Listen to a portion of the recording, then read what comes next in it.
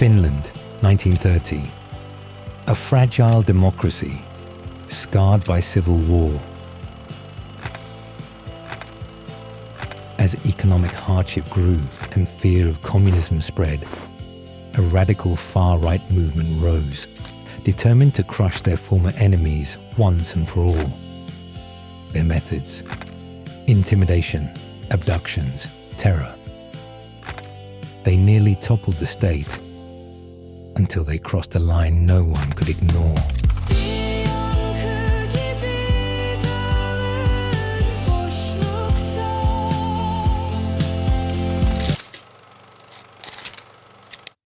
After the 1918 Civil War, Finland remained deeply divided between victorious whites and defeated Reds.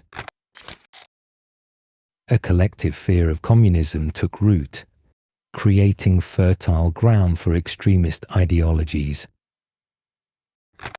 Between the World Wars, Europe saw the rise of at least 12 authoritarian regimes. Out of this turmoil emerged the Lapua Movement, a proto-fascist nationalist group formed in late 1929 in the town of Lapua. Inspired by tactics from abroad, they saw violence as a legitimate tool for political change. The Lapua Movement was led by Vittori Kosola, a former farmer and activist whose charisma rallied supporters, though the leadership remained loosely organized, driven more by a radical activist core than by structured command. The far right in Finland viewed the 1920s politics of national unity and compromise as betrayal, consorting with traitors. The Lapua Movement aimed to complete the Civil War's mission and purge Finland of its enemies. The enemy was anyone who hadn't accepted the white victory.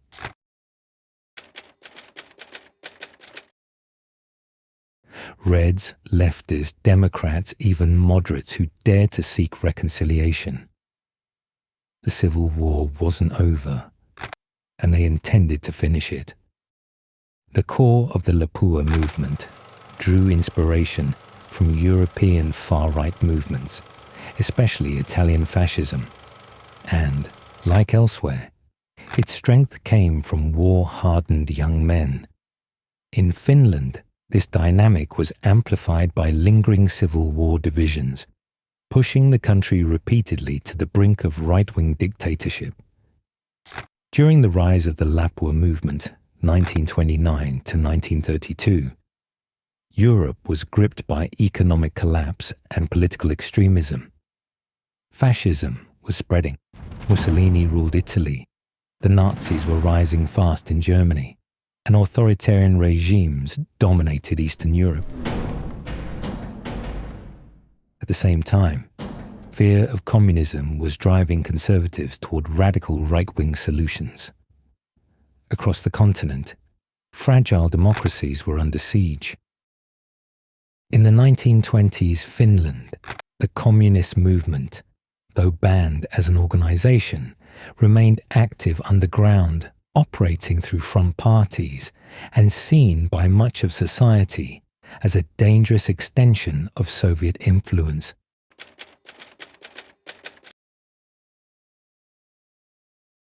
However, the movement was divided. While Moscow's hardline faction pushed for violent revolution and labeled even social democrats as social fascists, many Finnish leftists favored more moderate democratic methods, a split that further fragmented the left. In the late 1920s, Finland's labor movement grew rapidly, with communists gaining control of key unions and leading major strikes, often seen by the right as Soviet-backed subversion. And then, in the heart of Lapua Movement, something lit the fuse. A radical youth gathering was about to stir up more than just political debate. In late 1929, the Lapua Movement was sparked by a communist youth event in Lapua that provoked violent nationalist backlash. The event's program mocked General Mannerheim, independent Finland, and Christian values. The performers' red, so-called Russian shirts were seen as especially provocative. On the first day, local schoolboys threw stink bombs and tried to strip the shirts off. Police halted the event before violence broke out. But the next day, about 1,000 people, led by Vittori Kosola, surrounded the hall. They stormed in and declared, "Enough mocking God, committing treason, and disgracing the homeland. This ends here and now." The red shirts were ripped off by force. The Lapua Movement had arrived.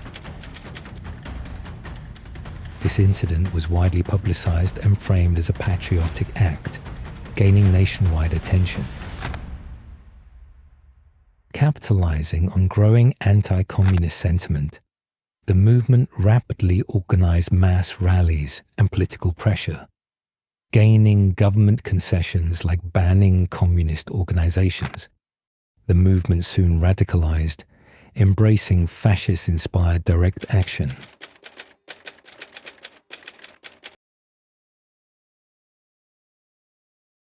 In 1930, it conducted hundreds of violent kidnappings and political terror, culminating in an escalating power struggle with Finland's democracy.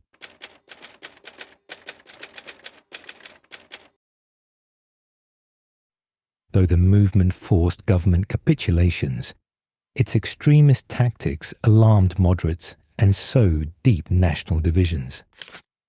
In early July 1930, under mounting pressure from the Lapua Movement, Prime Minister Kallio's government resigned, replaced by a new, more compliant administration, as communist MPs were arrested and Lapua's grip tightened. Next came the movement's most visible show of strength. The Peasant March on July 7, 1930, was a massive show of force by the Lapua Movement. 12,600 supporters marched into Helsinki in military-style formations, modelled partly on Mussolini's march on Rome. Though Lapua denied aiming for a coup, many feared one. Radicals had already asked former Prime Minister Kallio to assume dictatorial powers. He refused, while others hoped to elevate General Mannerheim as a national leader. The march received public endorsement from Finland's top leadership, a powerful symbolic gesture. In the days prior, Lapua had already forced the government's resignation and the arrest of communist MPs. The march now served to rally support for the new government. While Lapua pushed for harsh anti-communist laws, internal political resistance, led by Social Democrats and Swedish People's Party of Finland, delayed full passage. In response, President Rilander dissolved parliament, another Lapua victory. The movement now aimed to secure a two-thirds majority in the coming elections to fully implement its radical agenda. Lapua's signature tactics were vigilante kidnappings and political terror. Between May and October of 1930, over 250 political opponents were abducted. Targets included communists, social democrats, journalists, and trade unionists. Victims were abducted at night, forced into cars, humiliated, beaten, and sometimes tortured, even dumped in anthills. Some were taken to Lapua for interrogation, some driven to the Soviet border, others left in remote forests. Around 50 were forced across the border. 3 died during these attacks, and more later from their injuries. The murder of Oni Happonen in 1930 became one of the darkest chapters in the story of the Lapua movement. Happonen was a 32-year-old social democrat and chairman of the Heinävesi Municipal Council. Known as a principled defender of democracy and the rights of the poor, he had earned powerful enemies among local elites. He exposed tax fraud, blocked the selling of orphan children as indentured labor, and openly opposed the rising tide of right-wing violence. In 1930, Heinävesi had a left-wing majority in local government, but the radical right was growing bolder. Local Lapua supporters and a paramilitary group called the Liike of Finland demanded the resignation of all social democrats. Happonen, seen as their greatest threat, had already survived one kidnapping attempt in July. But on September 1st, 1930, events reached a tragic climax. During a municipal council meeting, Lapua supporters stormed the room, demanding resignations. As the situation grew dangerous, Happonen, serving as chairman of the meeting, was forced to flee to a back room. He tried to call a trusted police officer for help, but the phone lines had already been cut. Realizing he was trapped, Happonen attempted to escape through a window into the courtyard, but outside, Lapua men were waiting. In desperation, Happonen fired a warning shot, but the next round in his pistol misfired. The armed Lapua men then attacked, beating him severely. A local sheriff, rather than protecting him, handed him over to the mob. He was violently forced into a car headed toward Joensuu. Along the way, Happonen was brutally beaten. Somewhere near Kavio, his fate was sealed. He was shot execution-style in the neck, and his body hidden in a forest anthill, an especially cruel signature of Lapua terror.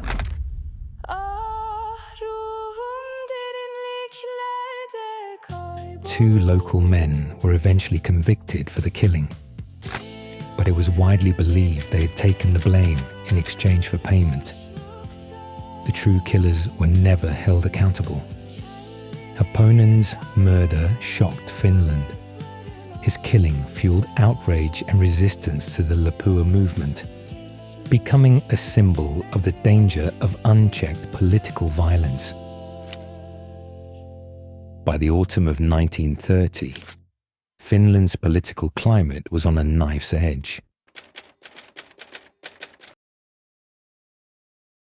The Lapua Movement had already used violence, destroying presses, abducting opponents, intimidating officials, to pressure the government into passing anti-communist laws. But with each success, its methods became bolder, more reckless. Then the movement made a fatal mistake. On October 14th, 1930, far-right activists kidnapped former President Carlo Juho Ståhlberg and his wife Esther, a move that shocked the nation and marked the turning point in the movement's rise. The plan for the abduction had been building for months. Driven by military officers and radical activists, furious at Ståhlberg's unwavering defense of democratic legality.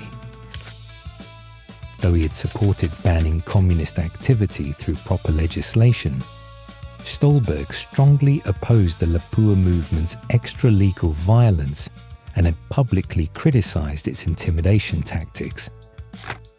As the 1930 elections approached, right-wing extremists feared that Ståhlberg, now running for parliament, would help block their broader authoritarian agenda.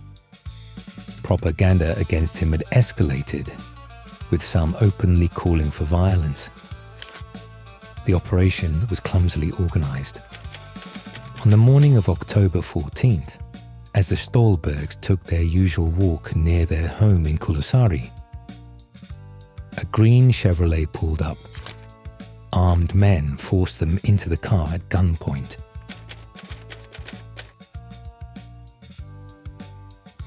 The kidnappers members of the Lapua Connected Group, had been told to take the president to Joensuu, deep into eastern Finland, to intimidate him into silence. The journey was chaotic. The abductors made no clear plan for what to do next.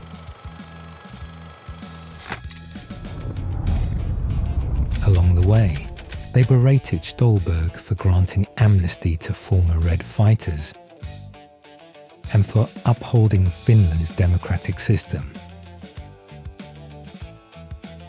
Despite threats, they did not harm him or his wife, partly due to Esther's calm and firm presence. In Joensuu, the kidnappers had no support awaiting them. They drove aimlessly through the streets, growing increasingly nervous. Finally, they released the hlbergs and left them to find shelter. News of the abduction spread rapidly.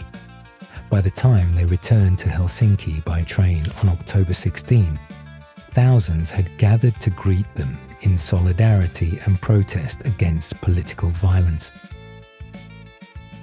The political fallout was immediate and severe. The Lapua Movement's public image was permanently stained. While it succeeded in forcing through anti-communist laws weeks later, its credibility among moderates was shattered. Even sympathetic military leaders distanced themselves, and arrests soon followed. The abduction marked the beginning of the end for Lapua's campaign of terror. Investigations that had been stalled for months were finally launched. Evidence revealed deep connections between Lapua and elements of the Finnish military. Even former political allies began to distance themselves from the movement. Lapua attempted one last desperate move. In early 1932, hundreds of armed activists occupied the town of Mensela, calling for a full overthrow of the government. But most of the civil guard and the army refused to support the coup. On March 2nd, President Svinhufvud addressed the nation by radio, urging the rebels to stand down. The appeal worked. The insurgents dispersed, and many leaders were arrested and sentenced. Later that year, under the very anti-communist laws Lapua had once demanded, the movement was formally banned. Compared to other European states, Finland weathered the far-right wave with relatively little damage. Though Lapua succeeded in banning communism, it failed to reshape the Finnish state. The movement's loose organization, lack of a true leader, and eventual loss of purpose after its initial goals were met led to its decline. While later debates sometimes downplayed Lapua's political violence and fascist elements, modern scholarship now firmly places it within the broader European fascist and far-right currents of the interwar period, a radical movement that was ultimately neutralized through state co-option rather than outright suppression. After the Lapua movement's dissolution, Finland's political life stabilized. Both far-right and far-left radicalism had been curbed, preserving the parliamentary system. This paved the way for a new era of political consensus and national reconciliation. Support for extremists declined, living standards improved, and the foundation for the Finnish welfare state began, enabled by recognizing the moderate left as a legitimate democratic force. Many former Lapua members joined new groups, including the Patriotic People's Movement. While they avoided overt violence, the nationalist sentiment remained strong until World War II. The Lapua movement rose from a divided Finland, with fresh wounds from civil war. In such times, extremist movements thrive, claiming to be the people's voice, They justify violence when the system fails their demands. Lapua's path from hate speech to political terror was swift. Kidnappings and public humiliation aimed not just to silence individuals, but to intimidate an entire society. For a time, it worked. The government gave in. Rule of law weakened. But the kidnapping of President Stolberg exposed the danger to the wider public. When even a former president could be seized at gunpoint, the line was crossed. The public recoiled, and the tide turned. When society is divided and trust in democracy erodes, extremism finds fertile ground. Division becomes a weapon, and in radical hands, a deadly one. Finland's democracy survived because public opinion turned just in time, but it was a narrow escape.